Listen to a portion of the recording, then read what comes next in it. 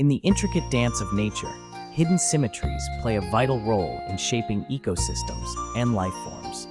These unseen patterns ensure stability and balance, much like the way a spider's web is woven with precision to withstand external forces. Consider the spiral shells of nautilus or the branching of trees. These are not random, but follow a profound order that ensures optimal resource distribution and growth. This symmetry extends to predator-prey dynamics, where populations oscillate in a delicate balance, maintaining ecological harmony. Such hidden symmetries remind us of the interconnectedness of life, revealing a world where balance and order are paramount, ensuring the survival and flourishing of ecosystems.